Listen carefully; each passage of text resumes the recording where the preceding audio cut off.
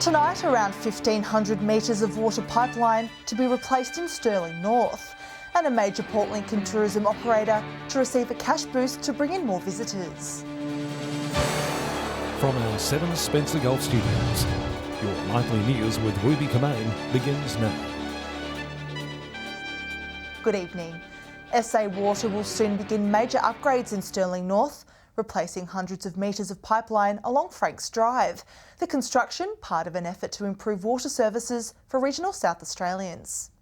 Vital upgrades set to make a splash at Stirling North, with SA Water replacing 1,450 metres of water pipeline along Franks Drive this month. There will be some temporary water disruptions to the customers who are connected to these pipes, temporary being the key word there, and we'll have conversations with those customers, whether it's a business or a resident, to let them know when those water interruptions will be happening. The old fibro cement pipes will be replaced with new PVC pipes, used for their better flexibility and resistance to movement. A really strong type of plastic. Make sure that pipe continues to be reliable going into the future, and limit the things like the frequency of water main breaks and leaks, which can be disruptive for the local community. The project, part of an ongoing $155 million water main management program across regional South Australia. And we see a lot of other places where they get pipe bursts and cause a lot of damage to areas and residents and so forth. So the more infrastructure is upgraded, the safer people feel and the better delivery of water will occur. Construction on the pipeline will begin soon, in mid-July, and is expected to take about 7 weeks to complete. Manoeuvre around the area carefully and be aware that there'll be possible delays or speed limits, and make everybody safe while it's occurring. Work set to occur on Mondays to Fridays between 7 a.m. and 5 p.m. Edward McCarroll, 7 Spencer Golf News. Broken Hill Airport is a hive of activity, but on the ground instead of the sky. Safety upgrades are currently underway to future-proof the facility, with hopes it may attract more airlines to take off in the future. With the Sydney travel ban and borders closed, the skies above Broken Hill Airport are quieter than usual. On the ground, it's a different story. Stage 1 of the airport upgrade continuing. Well, it's about safety and making sure that we meet all the standards to ensure safe delivery of our passengers. $2.4 million of funding coming from the state government and council, first announced in 2019. Kangaroo-proof fencing has already been installed, with new LED guidance lighting now being added. It'll save on energy, fits in with our smart city, and it also will be a different instrumental landing for those planes coming in. The big question for locals is whether the upgrades will attract new airlines or increase capacity to our city. It's a difficult time for Regional Express at the moment, difficult time for all airlines, and we've always said that we're open to business. Our cameras captured this QantasLink aircraft on the tarmac in May, a spokesperson at the time saying there were no plans to fly to Broken Hill, but the airline is always looking at new opportunities. Stage 2, currently unfunded, will see the runway upgraded to handle larger aircraft. Lachlan Itter, 7 Spencer Golf News.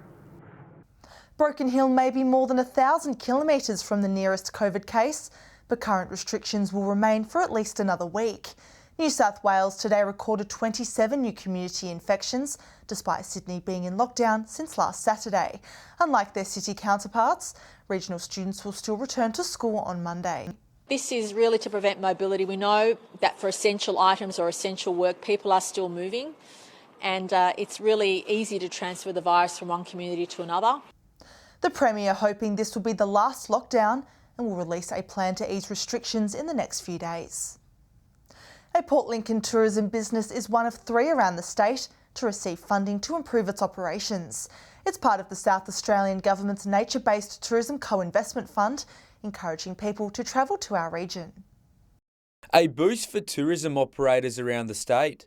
The South Australian Government investing in nature-based tourism. There's massive potential in nature-based tourism. We've seen a massive shift in the way tourists operate off the back of COVID. Calypso Star Charters receiving funding to introduce 2 new tours for visitors. Fantastic opportunity for us. Expanding our offering is something that's been on the cards for a while. further showcasing the impressive marine life and wildlife on the Eyre Peninsula. Find those species of birds that don't tend to come inshore, that a lot of people land-based wouldn't ordinarily see. The manager saying there was a need to create new and exciting offerings for tourists. The demographic of our visitors really changed. Historically people had come to Port Lincoln for 2 days and wish they stayed longer. The government urging tourism operators to take the initiative and think of different ways to use the state's national parks. We're encouraging people who are a bit entrepreneurial, a bit business-minded. How can they use our national parks in a sensitive way to create jobs, to create business opportunities and to draw tourists into regional SA? The funds will remain open until June next year, or until the $5 million investment from the government is exhausted. Dylan Smith, 7 Spencer Gulf News. Still to come tonight, the reminder to Broken Hill locals to reach out if struggling to pay rates. And Whyala's reconciliation efforts receive a special award for NAIDOC Week.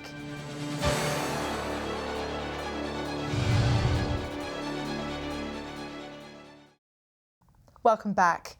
Port Augusta Council is calling for its weather-beaten and reportedly unsafe seaside infrastructure to be replaced. With marine construction equipment already in town, councillors want to partner with the state government to start the projects now.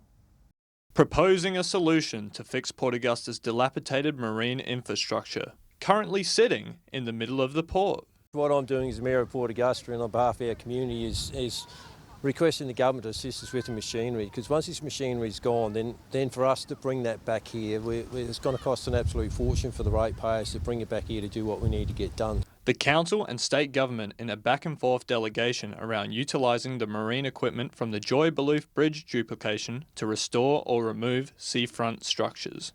The West Side Jetty, sections of the wharf and the old Great Western Bridge deemed unsafe and closed off to the public for a number of years. New headway's being made at the moment. We're trying to encourage the state government to work with us as the council, because we have failed marine infrastructure here and it's hard to develop a plan if you don't know if you've got the equipment to work by that plan.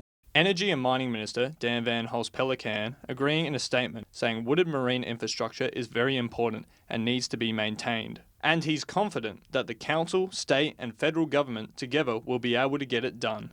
However, the council says it is unable to make a plan to remove the structures without a green light from the state government on this, as 50% of the project's budget is tied to acquiring equipment. Edward McCarroll, 7 Spencer Gulf News. South Australia's Police and Emergency Minister is visiting the Eyre Peninsula this week, touring brigades and services around the region. Vincent Tarzia saying he's talking to locals about their concerns and listening to their ideas for the community. Taking a tour through Manila this morning, the Police and Emergency Services Minister talking to local volunteers over coffee and scones. Come and hear their feedback and continuing to do whatever we can from a resourcing point of view to help them protect South Australians. Looking at ways to improve emergency services in the regions. Kim Eagle from the Lower Eyre Peninsula CFS raising concerns over funding in state budgets. Surrounding the budget and how CFS seems to be squeezed for finances all of the time. The state government, however, providing additional funding for the State Emergency Service in the latest budget. One of the things we've just done, the most recent state budget, was allocated over $4 million for our SES. The Minister also announcing the rollout of a new fire truck for the Wanilla CFS, while volunteers are always needed in any capacity for the brigade.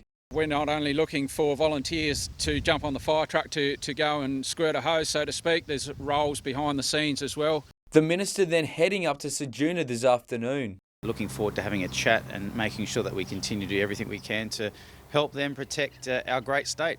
Dylan Smith, 7 Spencer Gulf News. With rates to rise across Broken Hill, council is reminding locals to reach out if they need support. Business rates will increase by 11%, overall rates to rise by 2%. Hardship policies and payment plans can be arranged through council. Rebates may be also available after land re-evaluations. General Manager Jay Nankerval saying there's no stigma attached to asking for assistance, especially given the impacts of COVID-19. Residents across the Spencer Gulf are now able to nominate local heroes who are committed to saving the environment. The The 2021 SA Landcare Awards recognising individuals and groups in the state for their contributions in preserving our unique landscape. Winners from this year's awards will go on to the 2022 National Landcare Awards. More information and instructions on how to nominate are on Landcare's website. Whyalla City Council has been recognised for its reconciliation efforts at a special lunch earlier this week with local elders. The event, held as part of NAIDOC Week, with this year's theme, Heal Country. Making sure everyone in the community feels connected. The Whyalla City Council recognised for its efforts in reconciliation with the local Indigenous community. Whyalla City Council are very honoured to be getting this award on behalf of the Aboriginal community. We've been trying to build those bridges, make those connections. The accolade awarding efforts to support and empower Indigenous people for NAIDOC Week. With this year's theme, Heal Country, Heal Our Nations. The council, only one of a few local government authorities in the states with a reconciliation action plan. We are on a journey, which was mentioned in the speech. Aboriginal people feel for the first time that they actually have a voice at a higher level. So I think this is absolutely fantastic. A new survey from World Vision finding 57% of Australians believe learning more about the history and culture of our First Nation peoples is vital for healing. Despite 2 events cancelled in Whyalla due to now lifted COVID-19 restrictions, other NAIDOC Week events will go ahead as scheduled. We're going to have more things coming up in a few months, just so we can make sure that we have our full celebration. So there'll be some more events coming up very soon as well. Mark Zita, 7 Spencer Golf News. Stay with us after the break. Construction to soon begin on a new attraction at Sunset Strip. And a Clare Valley vineyard takes out an international award.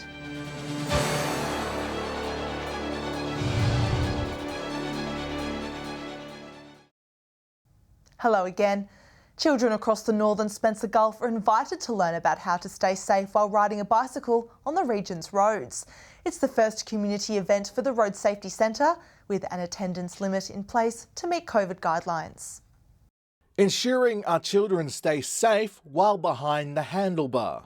Bicycle Safety Day, an important event to help kids understand how to properly use their bicycles. We try to encourage kids to ride more for lots of reasons, for their health. It's the first major open community event for the centre, held next Thursday. COVID tracking sheets and pre-attendance registration mandatory before attending. We have a limit on the number of children that we've are having this next Thursday, and we've left that at 40. Bet Henderson hoping the program will highlight bicycle and general road safety, saying what they learn will be transferred over when they learn how to drive. We have children telling their parents, "That's a red light, Mum. Don't get ready to stop," and different aspects that they've learnt here as a road safety program, that we've run through the schools. Children will not only learn bicycle safety,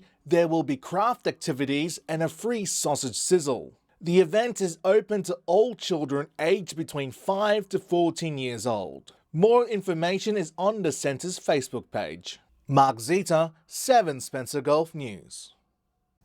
It's certainly not Hollywood, but Sunset Strip's Walk of Fame project is a step closer to reality. The Progress Association confirming designs and engineers have been allocated for the project, which will recognise the Far West's movie-making heritage.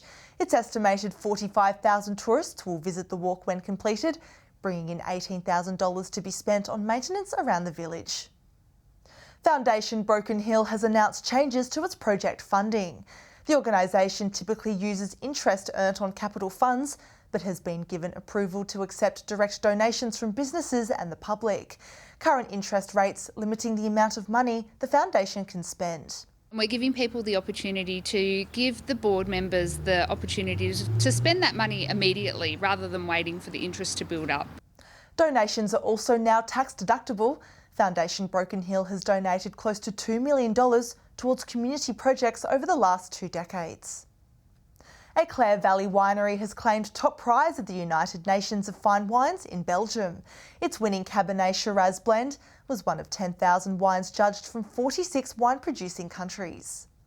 A glass of top quality Clare Valley wine. It's the first wine of that kind that we've released. It's a brand new range, but we've been working on crafting that for over 10 years. Taylor's Wines claiming the Sylvian Trophy for oaked wine at a prestigious competition in Belgium for its 2016 Masterstroke Cabernet Shiraz. To just get those synergies right and to be recognised with a major award like this, it was terrific for the family, the team at Taylor's and all of us that have put in a lot of hard work. It follows a challenging year for the wine industry, with bushfires, drought, COVID-19 and the ongoing international trade dispute. Winemaker Mitchell Taylor says despite the odds, the award shows Australia is ranked among the world's best premium wine producing countries. For us, to get through it, and now with all these challenges to win this major award in Europe, it really is a testimony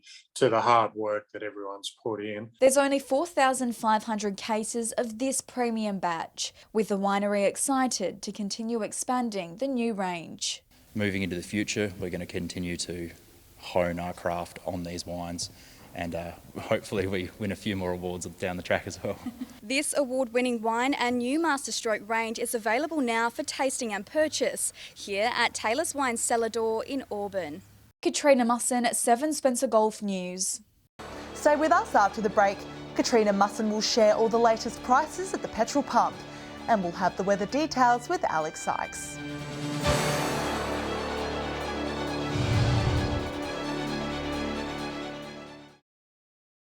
Welcome back. Well, you might be travelling across the region these school holidays, but no matter where you are, you'll be paying more for petrol this week, with prices continuing to climb. Katrina Musson has the details in this week's Fuel Watch.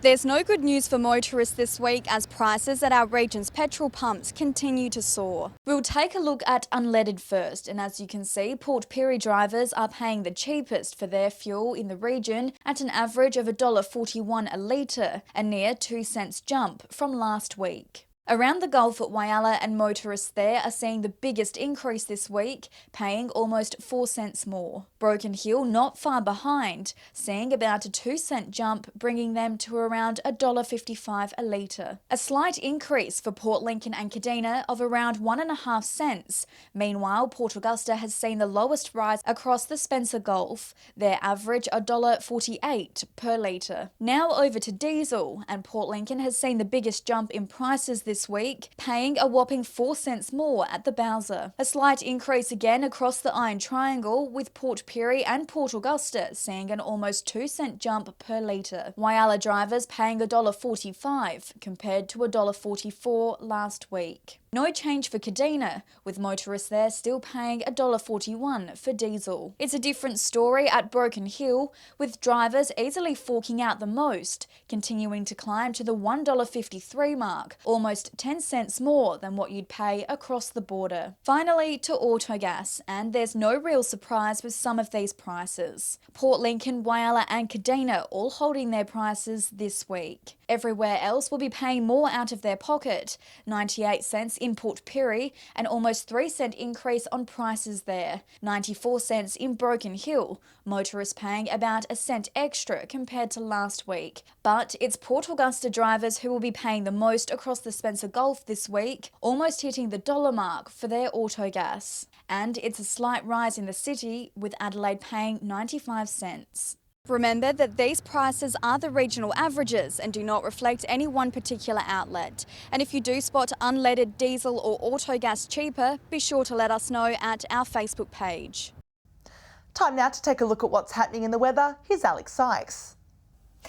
Thanks, Ruby, and good evening, everyone. A sunny day across most parts of our region today. From 3 p.m, Port Augusta got to a top of 18. Port Pirie reached 17 and Clare was 14 degrees. Looking further out across the region now, Whyalla was 18. Port Lincoln was partly cloudy and also 18. Broken Hill got to 14. Adelaide and Coffin Bay reached 16 degrees. Woodner, Kadina, Cleve and Cooper Pedy all were 17. Taking a look at the satellite image now. Patchy high cloud crossing southern South Australia with a weakening front is not rain-bearing. Cloud approaching the far west with a trough will bring rain and a few storms later. Skies are clear elsewhere under a ridge of high pressure.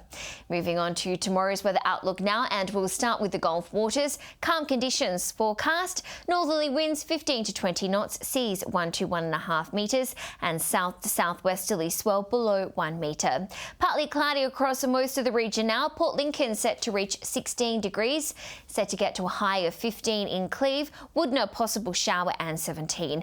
Whyalla and Port Augusta both partly cloudy and 17. Similar conditions for Kadina 15, Port Pirie partly cloudy 17, Clare to top 13, and at Broken Hill is set to reach a high of just 14 degrees. Taking a look further through the week now, rain forecast for Port Lincoln and Woodner on Friday, both 17 degrees. Sunny for Cooper Pedy and Broken Hill. Partly cloudy conditions across the rest of the region with temperatures set to be in the mid to high teens. Now a look at that all-important weekend forecast. Partly cloudy conditions across the Gulf on Saturday. Temperatures to sit in the high teens to low 20s. Cooper Pedy will record the region's top of 22 degrees, while Kadina, Broken Hill and Adelaide will all get to a max of 17 degrees. And mainly fine conditions forecast for Sunday, except for in Port Lincoln and Adelaide, where showers are predicted. Sunny for Cooper Pedy and Broken Hill. Partly cloudy conditions across everywhere else. Cooper Pedy to top 22, Broken Hill and Woodner both 18 degrees. So Ruby, apart from the odd shower here and there, the weekend forecast isn't looking too shabby at all. And that's all the weather from me for tonight. I'll see you a little later with an update. Back to you. Lovely, thanks for that, Alex. And that's the local news this Wednesday evening. Thanks for joining us. I'll have updates later. Until then, enjoy your evening. Good night.